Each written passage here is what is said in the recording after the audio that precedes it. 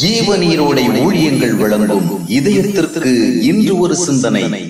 சகித்தலும் அடக்குதலும். கர்த்தரை தன் வாழ்க்கையில் இரட்சகராக ஏற்றுக்கொண்டு கர்த்தருடைய வழியில் நடக்க விரும்பினார் கணவர். ஆனால் அவருடைய மனைவியோ தவறான குணங்களாலும் அகம்பாவமான வார்த்தைகளாலும் எதையும் சரியாக செய்யும் ஆர்வமற்ற மனநிலையாலும் மற்றவர்களை எளிதாக கோபப்படுத்தும் இயற்கையுடையவர். எனவே மனைவியின் சரியற்ற குணங்களையும் செயல்களையும் கண்டு மன வருத்தத்தில் அவர் கோபமாக பேசிவிடுவதுண்டு. அவருடைய மனைவியோ ஏன் மனம் திரும்பிய கிறிஸ்துவருக்கு இவ்வளவு கோபம் என்று கேட்பார். தான் சாட்சியற்ற வாழ்க்கை வாழக்கூடாது என்று எண்ணிய அவர் மனைவியின் அனைத்து ஆகாத குணங்களையும் நடந்து கொள்ளுகின்ற விதங்களையும் குறித்து எதுவும் பேசாமல் இருந்தார். ஆனால் மிக விரைவில் மன உளைச்சலாலும் அதிகமான இரத்த அழுத்தத்தாலும் பாதிக்கப்பட்டு சரீரத்தில் பலவீனமடைய துவங்கினார். சில விஷயங்களை மனதால் சகிப்பது என்பது வேறு, மனதிற்குள் அடக்குவது என்பது வேறு. சூடான ஒரு பொருளை கையினால் தொட்டாலும் சூட்டினால் பாதிக்கப்படாதபடி பழகிக் கொள்வது என்பது வேறு. சூட்டை தாங்க முடியாமல் கை வேதனையால் துடிக்கும் போது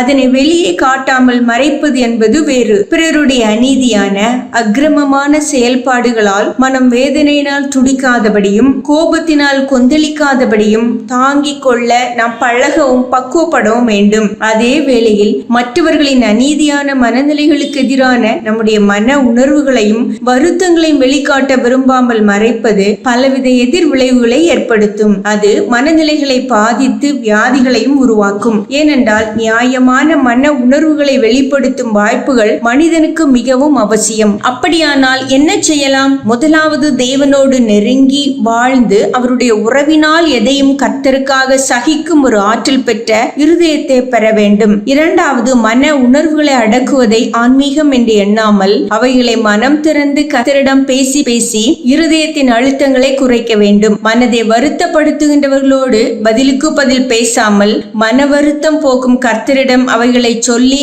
மனதை தேற்ற வேண்டும். சிந்தனைக்கு, பிறர் செய்த தீமையை இனியும் நினையாதே, பிறருக்கு செய்ய வேண்டிய நன்மையை இனியும் மறவாதே.